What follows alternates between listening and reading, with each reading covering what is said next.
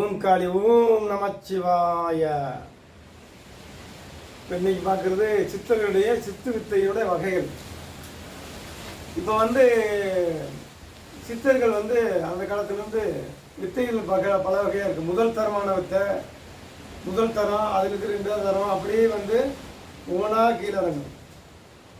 ஆரம்பத்துலேருந்து முதல் படி அது முதல்ல ஆரம்ப நிலை 1ஆம் கிளாஸு 2ஆம் கிளாஸ் மாதிரி அதுமாரி போய் உயர்ந்த நிலையான சித்து இது அப்படிங்கிறது வகைப்படுத்தியிருக்காங்க. இப்போ அந்த சித்து விளையாட்டினுடைய அந்த வித்தையுடைய வகைகளை பார்ப்போம். என்னென்ன வகையாக இருக்குது? பிளாக் மேஜிக் எது, ஒயிட் மேஜிக் எது, சித்து எது, ஜால வித்தது, தத்துவ வித்ததுங்கிறத நம்ம என்னென்ன வகையை பார்ப்போம். இன்னைக்கு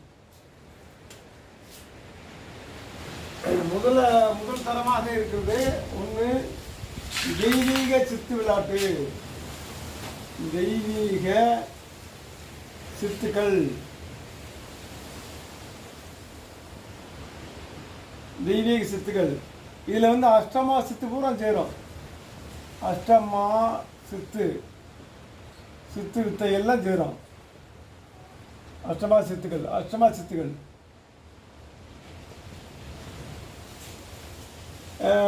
பஞ்சபூதங்களை கட்டுப்படுத்துகிற சக்தி, கட்டுப்படுத்துதல்.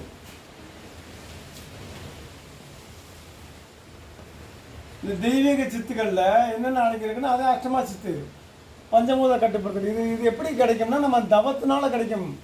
சிவ தவத்தினால கிடைக்கக்கூடியது. சிவ தவத்தால் கிடைப்பது,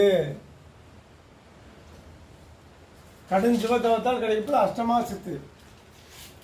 மகிமா, கரிமா, லகிமா, ஈசுத்தம், பரத்தமம் அப்படின்னு வரிசையாக ஒரு 8 நிலைகள் வரும். அந்த மாதிரி அதையும் சேர்ந்தோட பஞ்சபூதங்களை கட்டுப்படுத்துவது.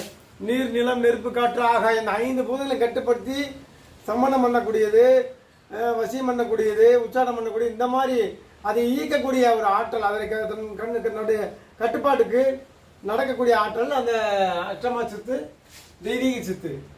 பஞ்சபூதங்களை இயக்கிறது, காற்றை தூண்டி வருவது, காற்றை அமைதியாக்குறது, மழையை பெய்ய வைக்கிறது, மழையை நிப்பாட்டுறது, வெயிலை சூடாக்குறது, சூடை குறைக்கிறது. இந்த மாதிரி இந்த பஞ்சபூதங்களையே கட்டுப்படுத்தக்கூடிய அஷ்டமா சித்துக்கள்.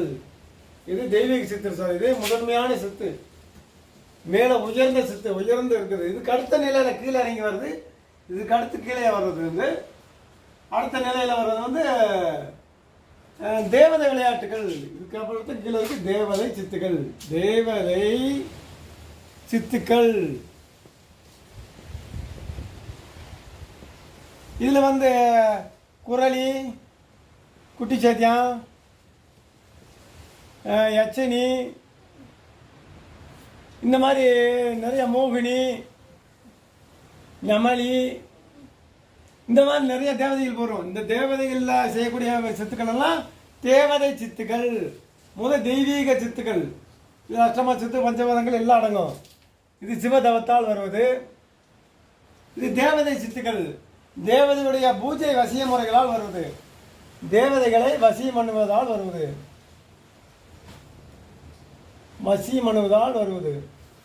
ஆனால் தேவதைகள் வசியம் பண்ணுவதற்கு கண்டிப்பாக காளியினுடைய மந்திரம் தேவை. காளியின் அருளும், காளியினுடைய மந்திரமும், காளியினுடைய அருளும் இருந்தாதே, சக்தி இருந்தால் தான் இந்த தேவதை சித்துக்கள் எளிதில் சித்தியாகும். தேவதைகளுக்கு அதிபதி காளி. குடிச்சத்தான், குரலி, யட்சணி, மோகினி, ஞமலி, மூங்கு, இந்த மாதிரி நிறைய வரும். மாடை, சொண்டி மாடை, இந்த மாதிரி தேவதைகள் பூரா சிறு தேவதைகள் பூரா. இந்த சிறு தேவதைகளை வசியப்படுத்திட்டோம்னா தேவதையினால் வரக்கூடிய சித்துக்கள். இதில் இந்த தேவதை சித்துக்கள் என்ன செய்யும்? இன்னொரு இடத்துல இருக்க பொருளை இன்னொரு கைக்கு வர வைக்கிறது. அந்த மாதிரி சித்துக்களை இது உருவாக்கும். இது பஞ்சபூதங்களையும் கொஞ்சம் நகட்டி பார்க்கும். இந்த தேவி சித்துக்கு அடுத்த நிலையில் இது சக்தியாக இருக்குது. இந்த தேவதைகளும் பல வேலைகளை செய்யும். அது சில அந்த பஞ்சபூதங்களையும் கொஞ்சம் கட்டுப்படுத்தும். ஒரு பொருளை இருக்கிறத வர வைக்கிறது, பெருசை சிறுசாக்குறது, சிறுசை பெருசாக்குறது, அந்த மாதிரி ஒரு சில சூட்சும வேலைகளை பண்ணக்கூடியது இந்த தேவதைகள். தேவதை நமக்குள்ளே இருந்து என்னென்ன செய்யணுமோ நமக்கு உதவியாகும், எல்லாமே செய்யும். சித்தர்களும் தேவதைகள் பயன்படுத்தியிருக்காங்க. ஏன் பயன்படுத்தியிருக்காங்க அப்படின்னா, தன் தவம் செய்யும் போது தன் தவத்திற்கு இடையூறு வராமல் காப்பதற்காக இதை 4 திசைகளிலும் காவலாக வைப்பார்கள். தவத்தின் போது நீர் தேவைப்படுது என்றால் நீரை கொண்டு வருவதற்கு தேவதை, பழங்கள் தேவைப்படுது பழங்கள் கொண்டு வருவதற்கு ஒரு தேவதை, மூலிகை தேவைப்படும் மூலிகை கொண்டு வரதுக்கு ஒரு தேவதை. இந்த மாதிரி அந்த அந்த தேவதைகள் எல்லாம் 8 விரல்கள் அடைக்கிறாங்க. அதே அஷ்டகர்ம தேவதைகள் 8 விரல்கள் இப்படி அடைக்கிறாங்க. ஒரு விரலுக்கு ஒரு தேவதை. இப்படி நீட்டோம்னா அந்த தேவதை அந்த வேலையை செய்யும். மூலிகை கொண்டு வர தேவதை, பழங்கள் கொண்டு வரதுக்கு ஒரு தேவதை, தண்ணி கொண்டு வரதுக்கு ஒரு தேவதை, மிருகங்களை விரட்டுறதுக்கு ஒரு தேவதை, மிருகங்களை வர வைக்கிறதுக்கு ஒரு தேவதை. இந்த மாதிரி 8 தேவதைகளை 8 விரல் அடக்கி அஷ்டகர்ம தேவதைகளாக அஷ்டகலைகளை பயன்படுத்துகிறார்கள். தேவதையை வைத்து சித்தர்கள் தேவதையும் பயன்படுத்தியிருக்கார்கள், தெய்வீக சித்துக்களையும் பயன்படுத்தியிருக்காங்க, தேவதையும் பயன்படுத்தியிருக்காங்க. இதெல்லாம் நம்ம பாரம்பரியத்தில் இருக்க கலைகள். இதெல்லாம் கலைகளாக சித்தர்கள் வகுத்து ஒவ்வொன்றும் இன்னென்ன தரம் இன்னென்ன படி அப்படிங்கிறது சொல்லியிருக்காங்க. முதல் படி தந்திர வித்தைகள். ஆரம்பத்தில் அந்த தந்திர வித்தைகள்லாம் மூலிகை ஜால வித்தை. சித்தர்களே மூலிகை ஜால சொல்லியிருக்காங்க. அதை ஆரம்பம் 1ஆம் கிளாஸ் தாங்க, முதல் கிளாஸ். அதை ஒவ்வொன்றா பார்ப்போம். நம்ம ஒவ்வொன்றா ஒவ்வொரு வித்தை எழுதிட்டு கடைசியில் அதை பார்ப்போம். தேவதை சித்துகள் கொல்லி குடிச்சது யச்சினி மோகினி ஞமலி பூரா சேர்ந்து வந்துடும். அடுத்து 3வது ஆவி விளையாட்டு. ஆவிகள் விளையாட்டு. 3வதாக ஆவிகள் விளையாட்டு. ஆவிகள்னா அந்த இறந்து போன ஆவிகள், தற்கொலை செஞ்சு போன ஆவிகள், மோட்சமடையாத ஆவிகள், சில பிரம்ம ராட்சச ஆவிகள். இந்த மாதிரி ஆவிகள் பல ரூபங்களாக இருக்குது. நம்ம கண்ணுக்கு தெரியல ஒழிய அதெல்லாம் பூமியில் இருந்துக்கிட்டே இருக்கு. ஊசி வேலை இடையில்லாமல் எல்லா ஆன்மாக்களும் இருந்துக்கிட்டே இருக்கு. இது இறந்து போனது பல ஆண்டுகள் இங்கே வேற உலகத்துக்கு போக முடியாது, மறுபிறப்புக்கு போக முடியாது, எல்லாமே பூமியில் இருக்கு. நம்ம கண்ணுக்கு தெரியல ஒழிய அது நம்ம இதெல்லாம் கண்காணிச்சுக்கிட்டே இருக்கு. இது ஆவிகள்ல நல்ல ஆவிகள், கெட்ட ஆவிகள். ஆவிகள் துஷ்ட ஆவிகள் 2 வகை இருக்கு.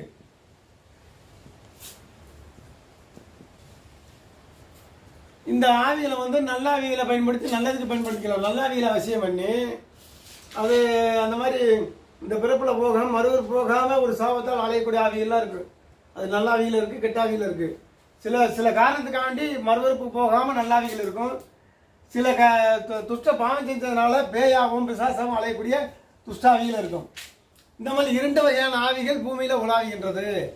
இந்த ஆவிகளை எப்படி கட்டுப்படுத்துறது, இந்த ஆவிகளோட எப்படி தொடர வைக்கிறது, அதை எப்படி நம்ம வசைப்படுத்தி நம்ம அதுக்கிட்ட சில கேள்விகளை கேட்கறது, முக்காலத்தை எப்படி கேட்கறது அப்படிங்கிற பூரா நம்முடைய சித்தர்கள் அந்த முறையில் பண்ணியிருக்காங்க. ஆவிகளோட தொடர்பு, அந்த ஆவியில் என்னென்ன செய்யுது, அதோட இயல்பு என்ன, அது என்னென்ன தரமாக இருக்குது அப்படிங்கிறத சித்தர்கள் கணிச்சு அதோட தொடர்பு கொண்டு நன்மை தீமையை பகுத்து ஆரம்பிச்சிருக்காங்க. ஆத்மா சாந்தி இல்லாத ஆவிகளாலையும் சில ஆவிகள் ஆத்மா சாந்தி இல்லாமல் அப்படி அழைச்சிருக்கோம். அதுக்கெல்லாம் வர வச்சு அதுக்கு சாந்தப்படுத்தி மோட்சம் கொடுத்துருக்காங்க. இந்த ஆவிகளுக்கு சித்தர்கள் சில வேலைகள் ஆவிகளை வச்சு பண்ணியிருக்காங்க. அந்த மோட்சம் அடையாத ஆவிகளை வர வச்சு அதுக்கு மோட்சம் கொடுத்து டீச்சை கொடுத்து வேற பரப்புல அனுப்பியிருக்காங்க, இல்லாட்டி வேற உலகத்துக்கு அனுப்பியிருக்காங்க. அந்த மாதிரி ஆவிகளுடைய அந்த அழைக்கக்கூடிய சூட்சம் தெரிஞ்சா அவைகளை சாந்தப்படுத்தி, கெட்ட ஆவிகளாக இருந்தால் அவைகளை சாந்தப்படுத்திக்கலாம், நல்ல ஆவிகளாக இருந்தால் அதை முக்தி அடைஞ்சு வேறு நிலைக்கு போகிறதுக்கான வழிகளை நம்ம பண்ணிக்கலாம். இல்லை எந்த ஆவிகளையும் நம்ம நன்மைக்கு பயன்படுத்திக்கணும். அதை வசியம் பண்ணணும்னாலும் சரி, ஆவிகளோடு நம்ம தொடர்பு கொள்கிற முறை பல முறைகள் இருக்குது. சித்தர்கள் சொன்ன முறை ஆவிகளோட எப்படி பேசணும் அப்படிங்கிறது சோழி மூலம் பேசுறது. இப்போ நிறைய ஒழிச்சா கூட அதுன்னு வராங்க. ஆனால் ஆதி காலத்து முறை செம்பு வச்சு பேசுறது, செம்பை கவித்து, அது எந்த செம்பா இருந்தாலும் சரி செம்பை கவித்து அந்த ஆவி மந்திரத்தை நம்ம இழுக்கும் போது அந்த ஆவி அந்த செம்பில் இறங்கி செம்பை ஆட ஆரம்பிக்கும். அது ஆவி வந்துடுறதுக்கான அர்த்தம். அதை பேசி அந்த ஆவியை ஆடிக்கிட்டே இருக்கும். அந்த செம்பு ஆட ஆட நம்ம கூட என்னென்னமோ நம்ம காதுக்கு மட்டும் செவிக்கும், நம்ம காதுக்கு மட்டும் ஒழிக்கும். சில கேள்விக்கு பதில் சொல்லுவோம். கடந்த காலத்தில் நிகழ்ந்தது, அது எப்படி இறந்தது, அதனுடைய வாழ்க்கை முறை, இல்லை நம்ம தனிப்பட்ட முறையில் என்ன கேள்வி கேட்டாலும் அது பதில் சொல்லும். இப்போ இறந்த காலம், நிகழ்காலம், எதிர்காலம், இந்த 3 காலங்களையும் அது கண்டு பதில் சொல்லக்கூடிய ஆற்றல் அந்த ஆவிகளுக்கு இருக்கு. அதனால் ஆவிகளை நாம் கையாளும் போது கவனமாக கையாள வேண்டும். ஒரு சில இதில் நமக்கு தவறு நடந்தாலும் அது நம்மளவே தாக்கிவிடும். சில கெட்டாவிகள்லாம் சில பொய் சொல்லும். இப்போ நம்ம யாராவது ஒரு முருகேசன் நம்ம கூப்பிட்றோன்னு வைங்க, முருகேசனை கூப்பிட்டோன்னா அது அந்த கெட்டாவிகள் வந்து முருகேசன் வராது, நான் தான் முருகேசன் சொல்லி வேறு எதுவும் ஒன்று இறங்கும். அந்த மாதிரி வேலையெல்லாம் செய்யும். அதெல்லாம் நம்ம கவனமாக பார்த்து நம்ம முருகேசன் நினச்சி பேசிக்கிருப்பானா அது முருகேசனாக இருக்க ஆவியாக இருக்காது, வேறு ஆவியாக இருக்கும். இந்த மாதிரிலாம் நல்ல ஆவிகள் போய் சொல்லாது, கெட்ட ஆவிகள் போய் சொல்லுவோம், ஏமாத்தம் எல்லா வேலையும் செய்யும். நல்ல ஆவிகள் வந்து வெள்ளை நிறமாக இருக்கும், துஷ்டாவிகள் கருப்பு நிறமாக இருக்கும். இதுதான் ரெண்டுக்குள்ள பண்பு. இது அவாண்டமா துஷ்டனத்திலே வாழ்ந்து மக்களை கெடுத்து குட்டிச்சோராக்கி பஞ்சமா பாதங்கள் அங்கே இருக்கிறது மாதிரி அந்த மாதிரி பாவங்களை செஞ்சு இறக்கக்கூடிய ஆவிகள் துஷ்டாவிகள்.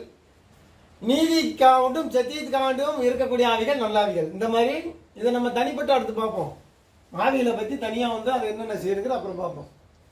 இப்போ வித்தைகளை பார்ப்போம். ஆவிகள் விளையாட்டில் இந்த வந்துருக்கு. அடுத்து வந்து 4ஆவதாக இருக்கக்கூடியது ராஜமோடி. ராஜமோடி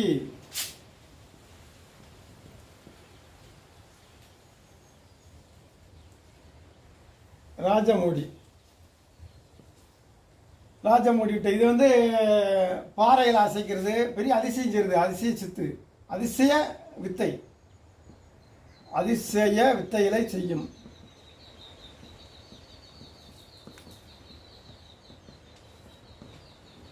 ராஜமோடி இது வந்து சில ஆன்மாக்களை வசியம் பண்ணி இந்த மோடி செய்யலாம். ஆன்மாக்களை வசியம் பண்ணிக்கிறது. ஆவியில் வேற ஆன்மாக்கள் இல்லை வேறு உலக ஆன்மாக்கள் இல்லாட்டி வேறு சம்மந்தமான வேறு உலகத்து ஆன்மாக்களை வசியம் பண்ணிக்கிறது. வேற்று உலக ஆன்மாக்களை வசியம் பண்ணுறது. வேற்று உலக ஆன்மாக்களை வசியம் பண்ணி நம்ம தாய் திறனாலும் சரி ஏதாவது எந்திர திறனாலும் அடைச்சிக்கிறது ராஜமோடி. அதுக்கப்புறம் மோடி, இது சில மைகளால் செய்கிறது. மைகளால் செய்யப்படும் வித்தை.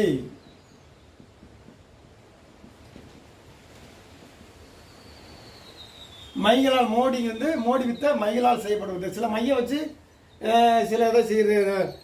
இது அந்த மோடினா குழி தோண்டி இதெல்லாம் புதைக்கிறது. சிலது முளைச்சி வரும், சிலது தோண்டி பார்த்தா வேறு இருக்கும். அந்த மாதிரி உருமாறக்கூடிய சக்தி மோடிக்கு இருக்கு. ஒன்றாக இருப்பது மற்றொன்றாக மாறுது. ஒரு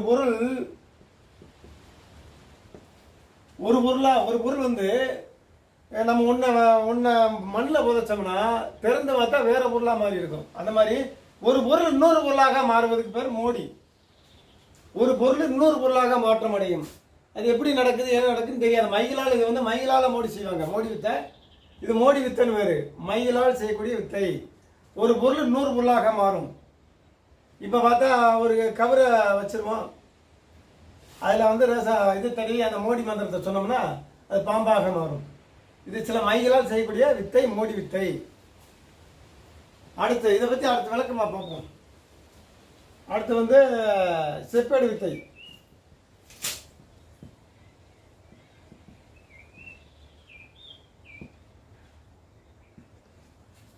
இதுவும் மைகளால் செய்யப்படும் வித்தை. மைகளால் செய்யப்படும் வித்தை. இந்த மோடி வித்தையும் செப்பேடு வித்தையும் மைகளால் செய்யப்படும் வித்தை. மை வித்தை 5 மை வித்தைகள். 5ஆவது மை வித்தைகள். இந்த மையிலிருந்து 100க்கு எடுத்தா இந்த செப்பேடு வித்தையும் மோடி வித்தையும் செய்யலாம். மையில் மட்டும் லேசாக சாதாரணமாக செய்கிறது அது வேற. இதே மைய நம்ம வேற ஒரு வலிமையாக்கிட செப்பேடு வித்தையும் செய்யலாம், மோடி வித்தையும் செய்யலாம். அதிகமான சக்தியை கொண்டு சக்தி இழுத்து பயன்படுத்துறது.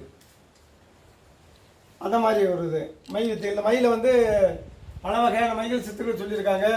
பூரா சைவ மைதே. அஷ்டமா சித்து மை, ஐங்கோள மை, அஷ்டமா சித்து மை, சித்து, ஐங்கோளம், ஜெகஜால மை, மகேந்திர ஜால மை, இந்திரஜால மை, கண்கட்டி மை, அப்படி நிறையா மை வகைகள் நிறையா இருக்கணும். அது நிறைய எழுதணும். கண்கட்டி மை இருக்கு, அஷ்டமா சித்து மை இருக்கு, மகேந்திர ஜால மை இருக்கு, இந்திரஜால மை இருக்கு. இந்த மாதிரி இந்த மைகளை கொண்டு இயக்கக்கூடிய வித்தைகள். அஷ்டமா சித்து மைனா அந்த மையை எடுத்து என்ன செய்யணும்னா வேப்ப கொலைகளை தடவி அப்படியே உருவினாலும் ஒரு மந்திரம் சொல்லி விடுவோம்னா அப்படியே வண்டா பறக்கும். புளியந்தலை இறங்கினா அப்படியே தேளாக பிறக்கும். எதை நம்ம சொல்கிறோமோ அந்த உருவமாக பிறக்கும். புளியந்தலையை கையில் அந்த கையில் மைய வச்சுக்கிட்டு புளியன் கொலையை அப்படியே கையில் உருவி இது வண்டா போகணும் தேளா போகணும் இப்படி போய்விட்டால் வண்டா போகணும் எடுத்து தேளா மாறிடும். அந்த மாதிரி வேலையை இந்த அஷ்டமா சித்து மையம் ஐங்கோள ஐங்கோள மைகளும் ஐங்கோள அஷ்டமா சித்து மையம் ஐங்கோள மையம் இந்திரஜால மைய மகேந்திர ஜாலம் இப்படி நிறைய மை இருக்குது. அந்த அஷ்டமா சித்து மையில் தான் நம்ம வண்டுகளை பயன்படுத்துறது இதை பயன்படுத்துறது நிறையா சித்து விளையாட்டுகளை செய்யலாம். இது ஐங்கோள மையில் இருக்குது. ஐங்கோள மையம் நம்ம கையில் தடவி அப்படியே ஒரு மந்திரத்தில் தென்னை மரத்தை அப்படி தட்டினோடனே தேங்காய் கூட உதிரும். இதெல்லாம் வந்து நமக்கு தெரியாத அதிசயம். மேஜிக் இது மேஜிக்கு அதுக்கு இது கீழே மேஜிக்கே வரும். இதெல்லாம் வந்து பிளாக் மேஜிக்கோட சேர்ந்தது. இந்த மை வித்தை செப்பேடு வித்தை மூடி ராஜமுடி இது பூரா சேர்ந்து அந்த ஆவி விளையாட்டு மாந்திரீகத்தில் வந்துடும். இது பூரா மாந்திரீகத்தில் வரும். மாந்திரீகம் இதெல்லாம் மாந்திரீகம். பிளாக் மேஜிக் இது மாந்திரீகம். இது பூராமே வந்து மந்திரத்தில் வர்றது. பிளாக் மேஜிக் கருப்பு மந்திரம் பாங்க. இது வந்து மயிலையும் செய்யலாம் மந்திரத்திலையும் செய்யலாம். இந்த ஆவியில் வச்சு மந்திரத்தில் செய்கிறது. இந்த தேவதை வித்தையும் இதுலையும் செய்யலாம். பிளாக் மேஜிக்கோட செய்யணும். தெய்வீக சித்த தனியாக ஒதுக்கிது. பூரா கருப்பு மந்திரங்கள் பிளாக் மேஜிக்கோட செய்யணும். இதை பூரா வந்து நல்லதுக்கு சித்தர்கள் பண்ணி இதை கலையாக நினச்சி பண்ணியிருக்காங்க. சித்தர்கள் வந்து இதை ஒவ்வொன்றையும் கலையாக நினச்சி பண்ணியிருக்காங்க. அதனால் ஒவ்வொரு மையம் என்ன செய்யும்? அஷ்டமா சித்த மையம் என்ன செய்யும்? ஐங்கோள மையம் என்ன செய்யும்? இந்திரஜால மையம் என்ன செய்யும்? மகேந்திர ஜால மையம் என்ன செய்யும்? கண்கட்டி மையம் என்ன செய்யும்? அப்படிங்கிறத ஒவ்வொன்றையும் செஞ்சு ஆராய்ச்சியாக தன்னுடைய சீடர்களுக்கு ஒவ்வொன்றும் பாடமாக சொல்லியிருக்காங்க. மக்களை ஏமாத்துறதுக்கும் பயப்படுறதுக்கும் அதை செய்யலை ஒழிய அதை ஒரு வேலையும் செய்யலை. அதை ஆராய்ச்சியாகவும் ஒவ்வொன்றும் என்ன செய்யுது அப்படிங்கிற ஒரு அறிவியலை வளர்த்து தன்னுடைய சீடர்களுக்கு சொல்லி தந்திருக்காங்க ஒழிய அதை வந்து ஒரு சூனியம் பில்லி சூனியமாக நம்ம எடுத்துக்கொள்ளக்கூடாது. அடுத்த மையத்தை அது கீழே வர்றது செப்பேடு வைத்த மை வித்தை. அதுக்கப்புறம் வந்து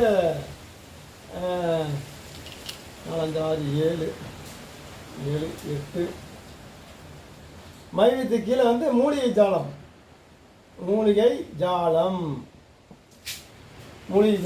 அடுத்து 9 இது வரும் தந்திர வித்தையில் வரும். தந்திர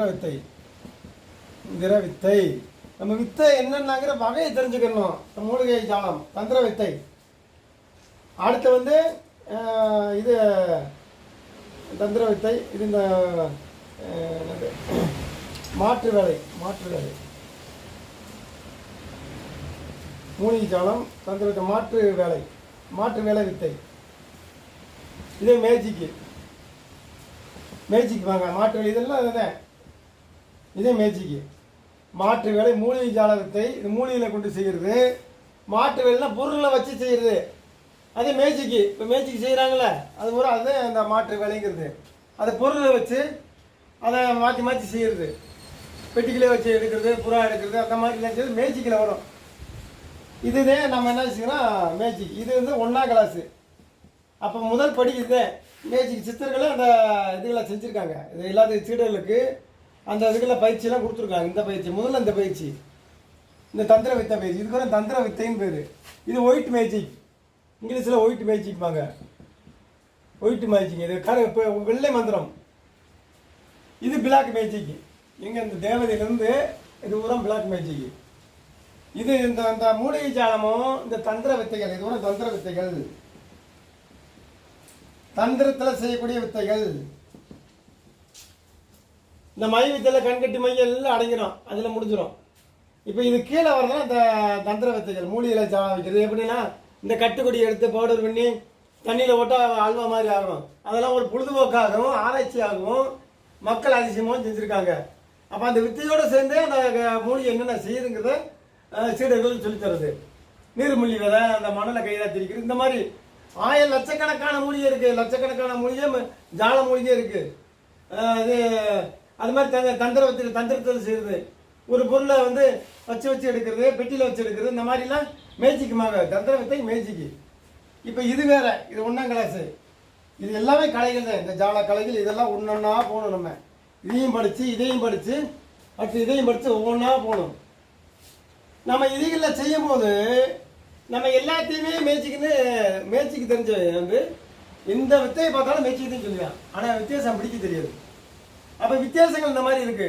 தந்திர வித்தைனா என்ன, ஒயிட் மேய்ச்சிக்கினா என்ன, பிளாக் மேய்ச்சிக்கினா என்ன, தெய்வீக சித்தனா என்னங்கிறத சித்தர்கள் வகுத்துட்டாங்க. இதை வந்து வித்தியாசம் புரிஞ்சுக்கணும். தந்திர வித்தனா மூலிகை ஜாலம்னா சித்தர்களே சொல்லியிருக்காங்க. புலிப்பாணி ஜால திரட்டு, மூலிகை ஜால திரட்டுங்கிறத அது பூரா தந்திரங்களே சொல்லியிருக்காரு. பீதாம்பர பீதாம்பர ஐயர் ஜால வித்தை அப்படிங்கிற பூராமே இந்த தந்திர வித்தையில் சொல்லியிருக்காரு. பீதாம்பர ஐயர், பீதாம்பர ஜாலம், புலிப்பாணி ஜாலம், இது தட்சணாமூர்த்தி ஜாலம், இந்த மாதிரி இதுகள்லாம் இந்த ரெண்டையும் சொல்லியிருக்காங்க. இதோடு சேர்ந்து மூலிகை ஜாலம் இது எல்லாம் வந்திருக்கு. அடுத்து போக மையத்தையும் சொல்லியிருக்காங்க. ஒவ்வொரு படியாக நம்ம சித்தர்கள் நமக்கு கற்றுக் கொடுத்துருக்காங்க. அப்போ எல்லாத்தையும் பழகணும். நான் இப்போ ஆனாங்கிளாஸ் எப்படி பழக முடியும்னு சொல்ல முடியுமா? ஒன்றாவது சின்னது, அதில் ஆனாங்கிளாஸ்ன்னு சொல்லித்துருவாங்க. ஆனால் ஆனாங்கிளாஸ் ஒன்றாவது எப்படி இதழ் நினைப்ப எல்லாமே ஒரு படிக்க. இந்த படி வந்தவொடனே இந்த படிக்கு போகணும், இந்த படி முடிஞ்சோடனே இந்த படிக்கு போகணும், இந்த படி முடிஞ்சோடனே இந்த படிக்கு போகணும், இந்த படி இப்படி ஒவ்வொரு படியாக போய் மேலே நம்ம இறைநிலைக்கு போயிடணும். சிவநிலையான சித்து, இது சிவநிலை சித்து. இறுதியாக இருப்பது சிவநிலை சித்து. அதே முக்தி மறையிறது. இது சிவநிலை சித்து. இப்படி ஒவ்வொன்றா கடந்து ஒவ்வொன்றாவும் நம்ம ஒவ்வொரு கடந்து அப்படியே மேலே கொண்டு போயிடுவாங்க. ஏன் கொண்டு போகிறாங்க? மருந்து நல்லது. உடனே நம்ம சொல்ல முடியாது, உடனே சிவநிலைக்கு போக முடியாது. அப்போ அந்த மருந்தோட கொஞ்சம் தேன் கலப்பாங்க. அப்போ இந்த ஒரு சந்தோஷத்தை கொடுப்பாங்க. இந்த வித்தை செய்யலாம் அப்படிங்கிறது இந்த ஒரு மகிழ்ச்சியை கொடுப்பாங்க. அதை படிக்க படிக்க அந்த அப்படியே ஆன்மீகத்தை கலந்துருவாங்க. மூலிகையிலையும் ஆன்மீகம் இருக்கும், இந்த தந்திர வித்தையிலையும் ஆன்மீகத்தை கலந்துருவாங்க. கொஞ்சம் கொஞ்சமாக கலந்து அங்கே போக போக மருந்துல கசப்பாக இருக்கும். அந்த மருந்தோட தேன் கலந்து கொடுக்கும்போது சந்தோஷமாக சாப்பிட்றோம். அது மாதிரி இந்த வித்தையில் கொஞ்சம் கொஞ்சமாக கொடுத்து கொடுத்து சித்தர்களை எங்கே கொண்டு போவாங்க? நம்மளை சிவநிலை சித்துக்கு மோட்சத்தை கொண்டு போயிடுவாங்க. ஈசனை அடையக்கூடிய வழிக்கு நம்மளை வழி அனுப்பிச்சிடுவாங்க. அதனால வந்து நம்ம வித்தைகள் செய்யும் போது எந்த வித்தை எது வித்தை அப்படின்னு பிரித்து பார்த்து செய்யணும். அந்த மாட்சிக்கு மட்டும் தெரிஞ்சவன் எது செஞ்சாலும் மாட்சிக்குதான் சொல்லிக்கான். பஞ்சபூதங்களை கட்டுப்படுத்துறது வேற, மாட்சிக்கு தந்திர வித்தை வேற. ரெண்டையும் பகுத்தறிஞ்சு அறிவியல உணர்ந்து அறிவை மூளையை வேலை செஞ்சு உணர்ந்து நம்ம பகுத்தறிவை இதை பூரா பிரித்து பார்க்கணும். பிரித்து பார்க்காம ஒட்டுமொத்தமாக குப்பையாக வந்து மேய்ச்சிக்குது அப்படிங்கிறது அதெல்லாம் சொல்லக்கூடாது. எதுங்கிறது பிரித்து பாரு. ஒன்றுமே தெரியாது, கண்ணை மூடிட்டு இருட்டுமையா இது ஒவ்வொன்றா வகுத்து வச்சுருக்காங்க. இதெல்லாம் நம்ம வகுக்கல, சித்தர்கள் வகுத்தது. இந்த இந்திர ஜாலம் இது மூலிகை ஜாலத்துக்கே ஜாலத்திரட்டுன்னு இருக்கு. புலிப்பாணி வித்தைகள் அப்படின்னு தந்திர வித்தையில் வரும். அதுவும் கொடுத்துருக்காரு இவர் பீதாம்பர ஐயர். தட்சணாமூர்த்தி ஜாலம் எல்லாமே கொடுத்துருக்கோம். 1ஆம் கிளாஸ் கொடுத்துருக்காங்க, அடுத்து 2ஆம் கிளாஸு, அடுத்த 3ஆம் கிளாஸு, இப்படி போய் சிவநிலை சித்துக்கு போயிடும். எல்லாம் நம்ம ஞான நிலைக்கு உயர்நிலைக்கு கொண்டு போகிறதுக்கான வழியத்தை சித்தர்கள் சொல்லிட்டு இருக்காங்க. அதனால மூலிகை செஞ்ச எல்லாம் படிகள், இந்த படிகளை அப்படியே தெரிஞ்சுக்கணும், எல்லாத்தையும் தெரியணும். அனைத்தையும் தெரிஞ்சு இறுதி நிலை அங்கே சிவநிலை கண்டடையணுங்கிறக்காண்டு சித்தர் நோக்கமாக அந்த கலைகளை, இந்த சித்து விளையாட்டின் சிவகலைகளை சித்தர்கள் சொல்லியிருக்காங்க. அதை ஒவ்வொன்றையும் புரிஞ்சு பகுத்தாராய்ஞ்சு சித்தர்கள் எதுக்கு சொல்லியிருக்காங்கிற உணர்ந்து அதை எல்லாத்தையும் பழகணும். பழகி மக்கள் நன்மைக்காகவும் உலக நன்மைக்காகவும் நம்ம பயன்படுத்தி நம் ஆன்மாவை உயர்நிலை கொண்டு சொல்வோம். ஓம் காலை ஓம் நமச்சிவாய.